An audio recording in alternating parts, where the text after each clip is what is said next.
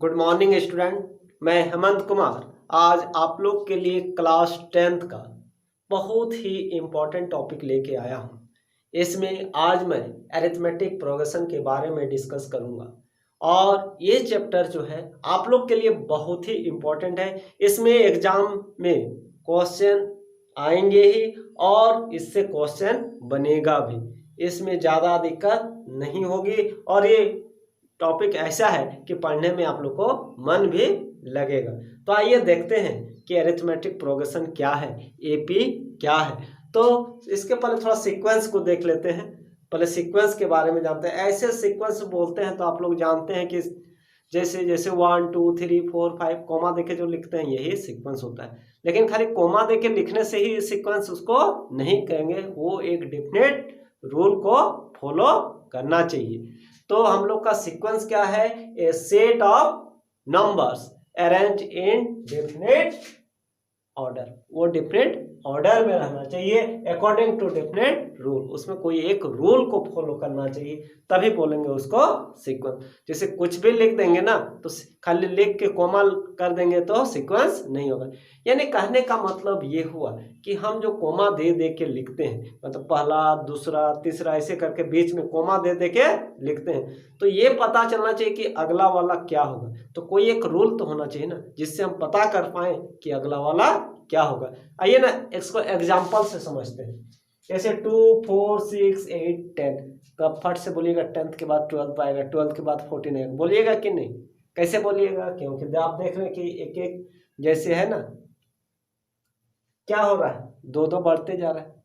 जैसे 2 है, 2 ऐड किए तो 4 मिला, फिर 2 2 बढ़ा दिए तो 6 मिला, फिर 2 बढ़ा दिए तो 8 मिला, फिर 10। तो आप 11 नहीं ना बोलिएगा, डायरेक्ट क्या बोलिएगा? 12 बोलिएगा।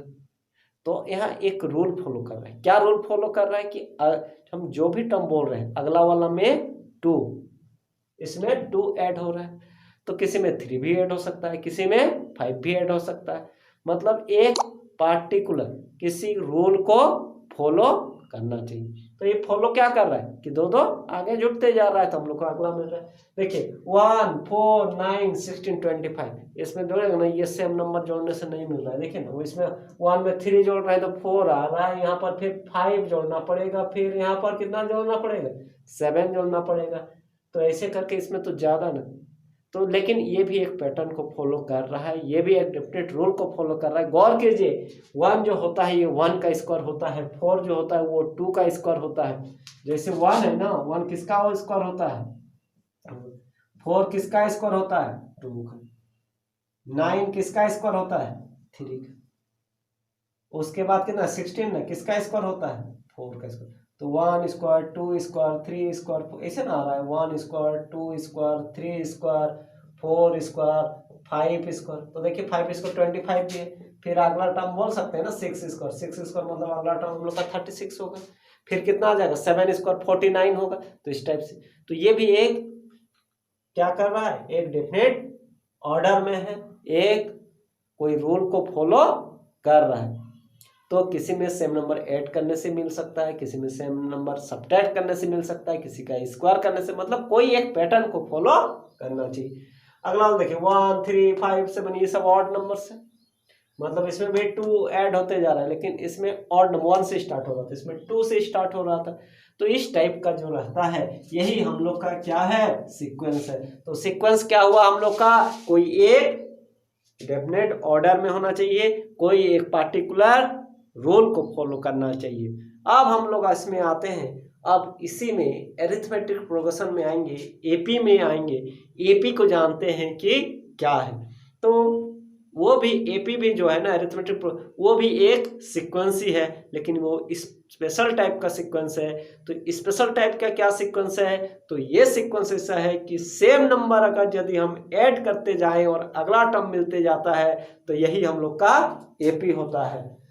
तो उसमें कहीं ना कहीं से स्टार्ट हो सकता है, कोई जरूरी नहीं कि 1 से ही स्टार्ट होगा या फिर 2 से ही स्टार्ट होगा, कहीं से भी स्टार्ट हो सकता है।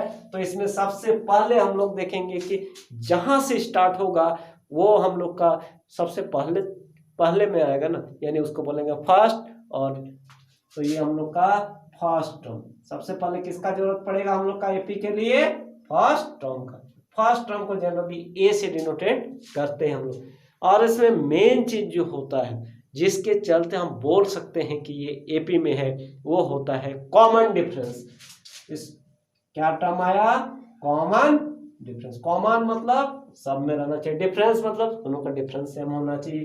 कॉमन डिफरेंस को डी से हम लोग डिनोटेट करते हैं। तो अब डी से डिनोटेट करते हैं, जैसे 2 1 4 6 8 10, सबका डिफरेंस सेम है। देखिए 4 - 2 2, 6 - 4 कितना आया? 2, 8 - 6 2, फिर 10 - 8 कितना आ रहा है? सब में 2 2 आ रहा है कि नहीं? मतलब डिफरेंस सेम आ रहा है, मतलब पिछला टर्म से अगला टर्म को सबट्रैक्ट करना है। मतलब हम लोग का क्या हो जाएगा? कॉमन डिफरेंस जो हो जाएगा वो होता है हम लोग का second term minus first term, a2 - a1 a2 लगा दिए मतलब सेकेंड टर्म, 1 लगा दिए मतलब फर्स्ट टर्म, चाहे second term minus first term या कहीं से भी लेंगे, a3 - a2 मतलब थर्ड टर्म में से सेकेंड टर्म को सबट्रैक्ट करेंगे और जो आएगा वही हम लोग का क्या होगा? कॉमन डिफरेंस होगा। तो आइए ना हम लोग एक जनरल टर्म को निकालते हैं, nth टर्म को निकालते हैं, जिसमें हम लोग पुट करते जाएं और डायरेक्ट हम लोग का हम जो टर्म चाहेंगे वही टर्म आ जाए। तो सबसे पहले फर्स्ट टर्म हम लोग का क्या होता है? फर्स्ट टर्म ए से डिनोटेट करते हैं और डिफरेंस को डी से डिफरेंस भी होता है, सी डी कॉमन डिफरेंस, तो सिर्फ डी लिखेंगे।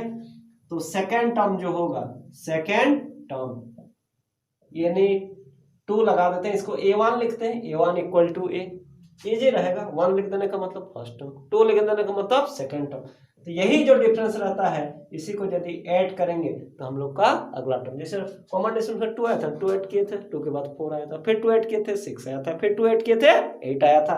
तो हम लोग का सेकेंड टर्म जो होगा वो a2 होगा, यानी a + d होगा। तो थर्ड टर्म कितना होगा? a3 = और एक d ऐड हो जाएगा, a + 2d, इसको थर्ड टर्म। फिर a4 कितना हो जाएगा? फोर्थ टर्म, a + और एक d ऐड हो जाएगा तो 3d हो जाएगा।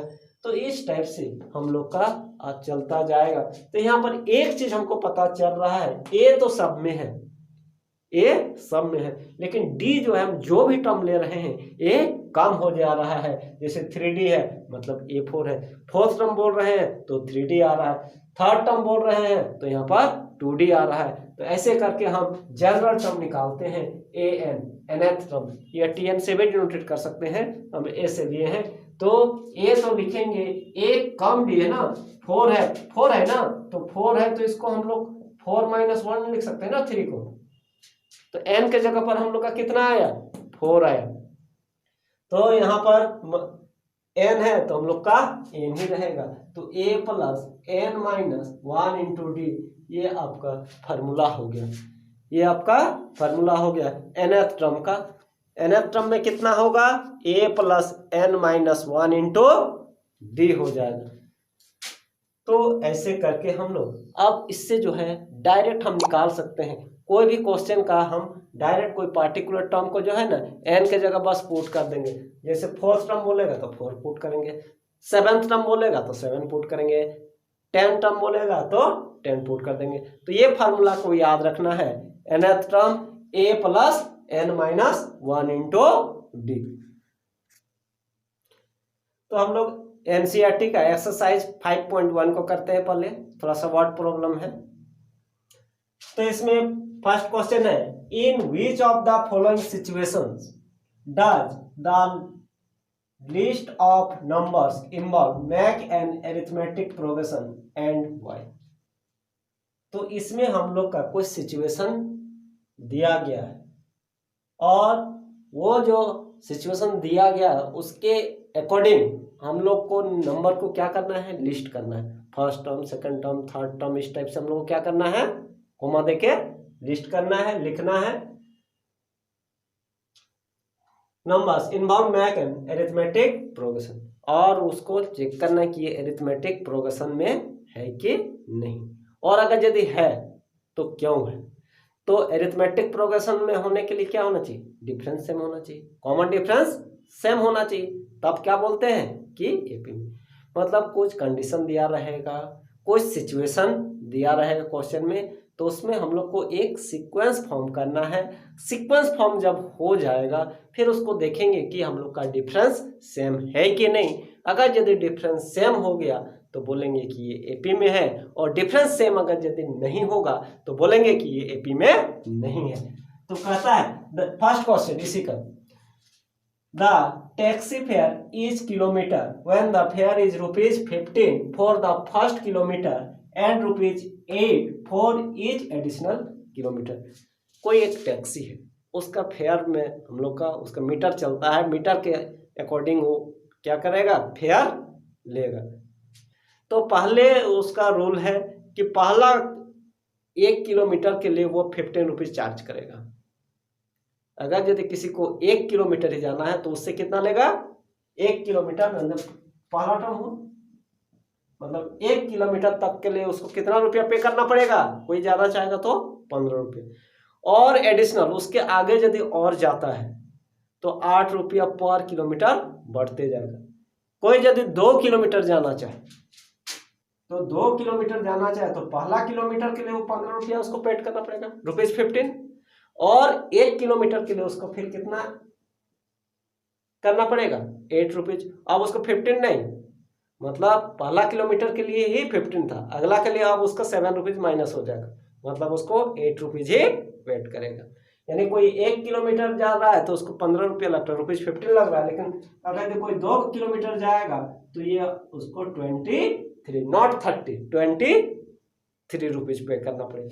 अगर यदि और कोई बोलेगा नहीं हमको 3 किलोमीटर किसी का घर जा दो डिस्टेंस में है तो फिर इसमें 8 ऐड हो गए, यानी फर्स्ट किलोमीटर के लिए 15 फिर 8 फिर 8, मतलब फर्स्ट किलोमीटर के लिए 15 फिर ₹8 फिर 8, तो 8 + 8 16, 16 + 15 31, तो उसको कितना पे करना पड़ेगा, 31। फिर अगर यदि कोई और 1 किलोमीटर आगे बढ़ना चाहेगा तो पहला के लिए तो 15 लिया, और 8 8 8 कितना टाइम, 3 किलोमीटर का, मतलब 8 + 8 + 8, तो ये हो जाएगा हम लोग का कितना हो गया, 39। ऐसे करके उसका ₹8 मतलब जितना किलोमीटर आगे जाएगा ₹8 करके ऐड होते जाएगा। तो हम लोग को क्या मिला, पहला वाला 15 मिला, 23 मिला, 31 मिला, 39 मिला, लिख दिए है ना। तो फर्स्ट टर्म हम लोग का कितना हो गया, 15 हो गया। इससे अगला के लिए कितना, इससे इसको सब्ट्रैक्ट करेंगे तो 15 15 कट जाएगा, 8 बचेगा। तो हम लोग का जो डिफरेंस होगा वो कितना होगा, 8 होगा। यानी इससे इसको भी सब्ट्रैक्ट करेंगे तो 8 ना बढ़ते जा रहा है, मतलब डिफरेंस कितना का है, 8 का है। तो हम लोग का फर्स्ट टर्म करना, तो हम लोग का तो टैक्सी फेयर जो हो जाएगा फर्स्ट किलोमीटर के लिए 15 23 फिर 31 फिर 39 47 फिर 8 ऐड करते जाएंगे। तो ऐसे करके हम लोग का फेयर लगेगा। लेकिन डिफरेंस देख रहे हैं, फर्स्ट टर्म कुछ भी हो सकता है लेकिन डिफरेंस यहाँ पर सेम है, इसलिए ये किस में होगा, एपी में होगा। तो yes it is an AP as common difference is same and the common difference is ₹8। First term है 15 एंड कॉमन डिफरेंस इज 8, मतलब ₹8 करके बढ़ते जा रहा है, मतलब ये एपी में है। नेक्स्ट क्वेश्चन कहता है the amount of air present in a cylinder when a vacuum pump removes 1/4 of the air remaining in the cylinder eight A time. तो कोई सिलेंडर है, उसका जो भी वॉल्यूम है, तब हम लोग क्या कहता है, when a vacuum pump remove 1/4 of the air remaining in the cylinder at the time। अब उसके बाद क्या हो जाएगा, जब वैक्यूम रिमूव करेंगे तो 1/4 जो है उसका बाहर हो जाएगा, और 1/4 उसका क्या हो जाएगा, कम हो जाएगा। मतलब पहले पूरा सिलेंडर भरा हुआ उसका वॉल्यूम भी है, अब जितना टाइम हम लोग रिमूव करेंगे उतना टाइम से कितना हो जाएगा, 1/, मतलब जो भी उसमें सिलेंडर में हम लोग का होगा वॉल्यूम उसमें क्या हो जाएगा, उतना उसका क्या हो जाएगा, कम होते जाएगा। तो सबसे पहले फर्स्ट में तो हम लोग का भी ही होगा, उसके बाद क्या होगा, 1/4 उसका माइनस होगा, यानी भी है तो v/4 माइनस होगा, एलसीएम लेंगे तो 4v - v 3v/4। फिर अब उसके पास रिमेनिंग वॉल्यूम कितना होगा, रिमेनिंग वॉल्यूम अब 3v/4 है। जब नेक्स्ट टाइम जब होगा तो इसका 1/4, तो ये तो 1/4 कितना 1/4 इंटू 3v/4 यानी 9v/16 सॉरी 3v/16 एलसीएम लेंगे तो 16 होगा 4 3 जा 12 12v माइनस 3v तो 9v/16 एंड सो तो पहले उसका वॉल्यूम कितना हुआ शुरू में कितना v1 मतलब a1 इक्वल टू v फिर उसका हो गया वॉल्यूम कितना एक बार रिमूव के बाद 3v/4 फिर 9v/16। अब देखते हैं कि डिफरेंस सेम हो रहा है कि नहीं। तो पहले a2 माइनस a1 देखते हैं a2 माइनस a1 तो हम लोग का a2 कितना 3v/4 माइनस v एलसीएम कितना होगा एलसीएम हम लोग का 4 होगा 3v माइनस 4v यानी माइनस v/4। फिर a3 माइनस a2 देखते हैं a3 माइनस a2 a3 कितना 9v/16 माइनस a2 है 3v/4 एलसीएम कितना होगा 16 9v 4 4 जा 16 ना तो 4 3 जा 4 4 जा 16 तो 4 3 जा कितना 12 12v तो हो जाएगा 9 माइनस 12 माइनस 3v/16। तो ये हम लोग का देखिए दोनों तो सेम नहीं हुआ ना तो since a2 minus a1 is not equal to a3 minus a2 that is common difference are not same therefore it is not in AP तो इसलिए एपी में हम लोग का ये नहीं। तो हम लोग का कितना आया a2 माइनस v/4 और ये माइनस 3v/16 दोनों सेम नहीं है तो इसलिए हम बोलेंगे कि as the common difference of the volume of air remaining is not same it is not in AP. आइए नेक्स्ट क्वेश्चन में आते हैं। नेक्स्ट क्वेश्चन कहता है the cost of digging a well after every metre of digging when its cost ₹150 for the first metre and rises by ₹50 for each subsequent metre. मतलब कोई well है उसको डिग करना है खोदना है तो पहले 1 मीटर के लिए वो कितना बोल रहा है कि ₹150 लगेगा। अब देखिए जब खोदेगा ऊपर में खोदना तो आसान है फिर नीचे जाएगा तो उसको मेहनत ज़्यादा है मिट्टी को उठाना तो वो क्या कहता है उसका रेट को बढ़ा देता है। मतलब फर्स्ट जब 1 मीटर वो खोदता है डिग करता है तो कितना लेता है 150। देखिए ये समझिए वेल है ठीक है जैसे 1 मीटर तक मिट्टी को निकाला तो इसके लिए लिया कितना 150 इसके लिए कितना लिया 150। अब जब यहां से ये 1 मीटर का है फिर अगला 1 मीटर जब ये करेगा तब वो कहता है कि नहीं इसमें अब 150 में नहीं होगा 50 रुपया वो क्या किया बढ़ा दिया। मतलब यहाँ से यहाँ तक खोदने का वो ले लेगा कितना इसका ले लेगा 50 बढ़ा देगा मतलब 150 प्लस 50 मतलब 150 इसको बढ़ा के कितना कर देगा 150 प्लस 50 मतलब इसका ये 200 ले लेगा इसका। फिर 1 किलोमीटर न 1 मीटर यहाँ पर फिर जब आएगा तब इसमें तो अभी तो 200 लिया था ना तो इसके लिए वो जो चार्ज करेगा इसका खोदने का ये कितना करेगा 250। फिर अगला ऐसे करके फिर 50 बढ़ा देगा मतलब 1 मीटर का ही यहाँ पर कितना लेगा ₹300 लेगा। ऐसे करके उसका मतलब फर्स्ट मीटर के लिए वो क्या चार्ज कर रहा है 150। फिर अगला 1 मीटर के लिए 50 ज़्यादा ऐसा नहीं कि 50 ले रहा है वो तो 150 तो लेगा ही और 50 एक्स्ट्रा मतलब 200। फिर अगले वाला के लिए 200 तो लेगा ही फिर वो 50। ऐसा नहीं समझना है कि पहले 150 फिर 50 फिर 50 उसमें लॉस हो जाएगा उसका क्योंकि जितना नीचे जाएगा उसको मेहनत उतना ही ज़्यादा है।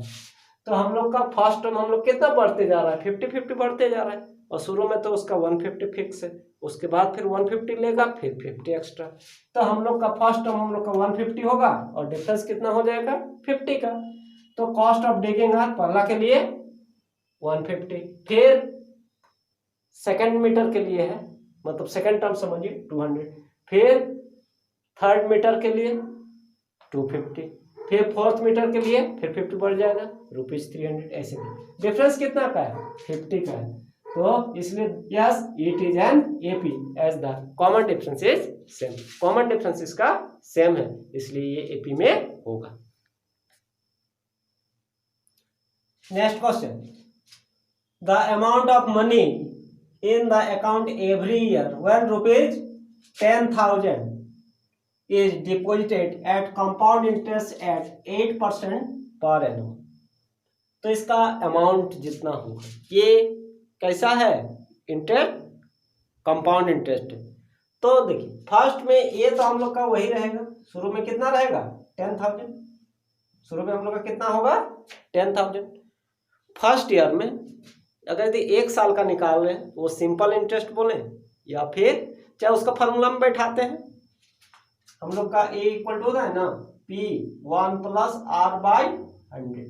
तो फर्स्ट ईयर के लिए n की जगह पर कितना होगा 1, यहाँ पर कितना हो जाएगा 8% है ना, यहाँ पर 1 2 3 4 0, तो 1 0 0 0 0, ये 108/100, ये दोनों कट जाएगा।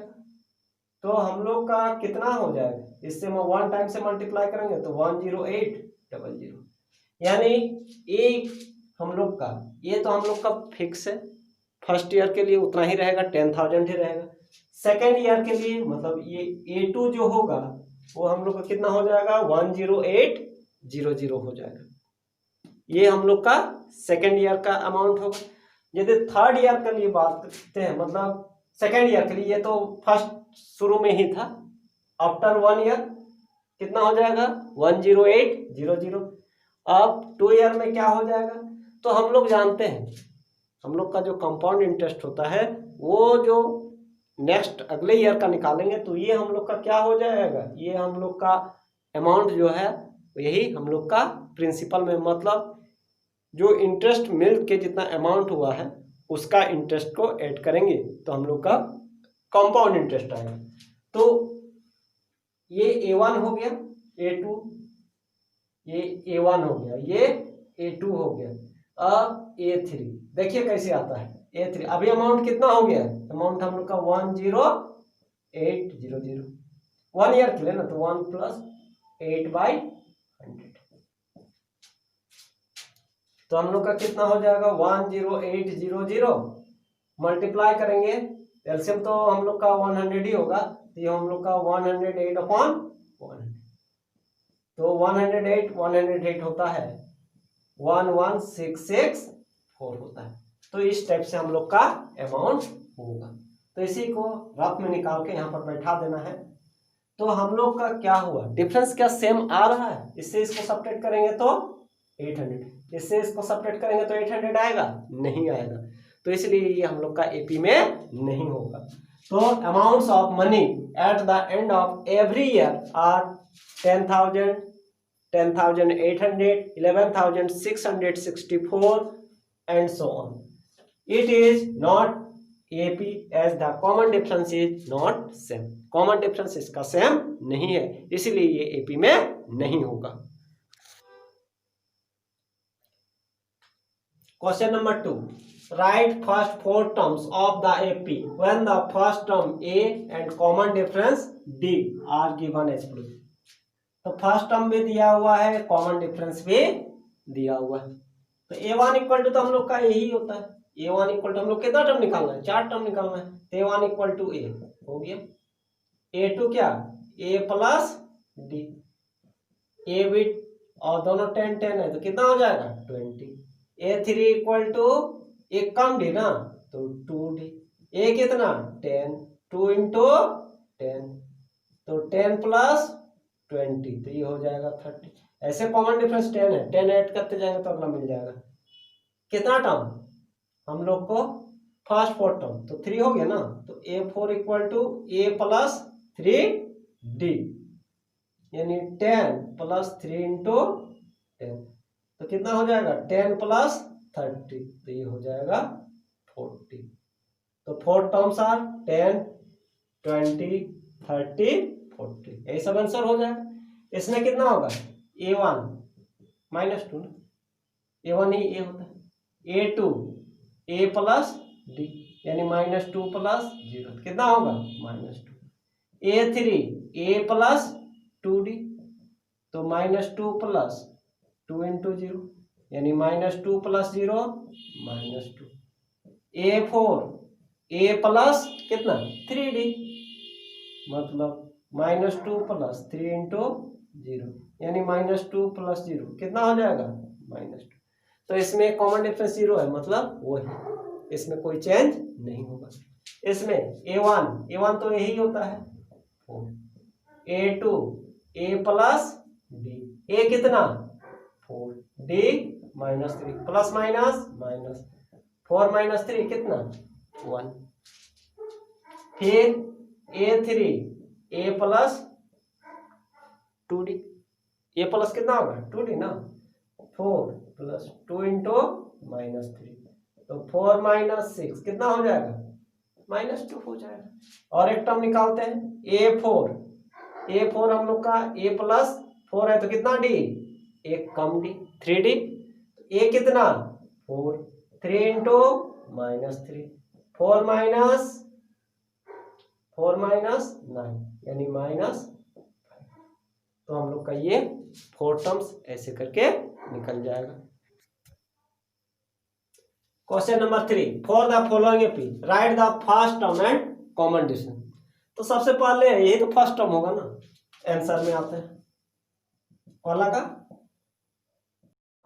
A equal to D equal to कितना second term minus first term मतलब A2 माइनस A1 तो A2 कितना 1 ना तो 1 - 3 -2 ये आंसर हो गया। यहाँ से भी देखिए इतना माइनस इतना करेंगे तो कितना आ जाएगा -2 -3 माइनस माइनस प्लस वही आएगा। सेकंड वाला में A इक्वल टू कितना होगा -5 D equal to second term minus first term -1 ये माइनस फार्मूला का है और ये -5 तो -1 + 5 यानी +4 ऐड करने से अगला टर्म मिलेगा। देखिए -1 में 4 ऐड करेंगे तो 3 में 4 ऐड करेंगे तो 7 मतलब ठीक है हम लोग 3 में A इक्वल टू कितना first term 1/3 D equal to second term minus first term यानी 5/3 माइनस 1/3 एलसीएम कितना होगा 3 5 - 1 4/3। आप देखिए इसमें फिर 4/3 जोड़ेंगे तो 9/3 9 + 4 13/3 मिलते जाएगा कोई दिक्कत नहीं है। 4 को देखते हैं 0 A equal to 0.6 D equal to बस घटा कर लिखना है 1.7 माइनस 0.6 तो कितना हो जाएगा 7 - 6 1 - 0 1.1 फिर 1.1 जोड़ेंगे तो इधर 2.8 फिर 1.1 जोड़ेंगे तो इधर 3.9 मिलते जा रहा है। इस टाइप से बनाना है। तो इस टाइप से आप लोग को बनाना है। आप लोग का अब जो है रेगुलर क्लास होगा, आज इसका फर्स्ट है। ऐसे करके ये मैं पूरा सिलेबस कराऊंगा एक एक को, इसमें जो है मैक्सिमम जितना से जितना क्वेश्चन हो सकता है जिसमें आप लोग को दिक्कत हो सकती है। पहले तो बेसिक कंसेप्ट देने के बाद मैक्सिमम क्वेश्चन मैं बस आप लोग उसका प्रैक्टिस कीजिए और कमेंट कीजिएगा कि आप लोग को वीडियो कैसा लग रहा है। अच्छा लगे तो लाइक कर दीजिएगा, चैनल में नए हैं तो सब्सक्राइब कर लीजिएगा और दोस्तों से शेयर कीजिएगा। उसके बाद फिर नेक्स्ट क्लास में हम लोग मिलते हैं इसके आगे। Okay, thank you.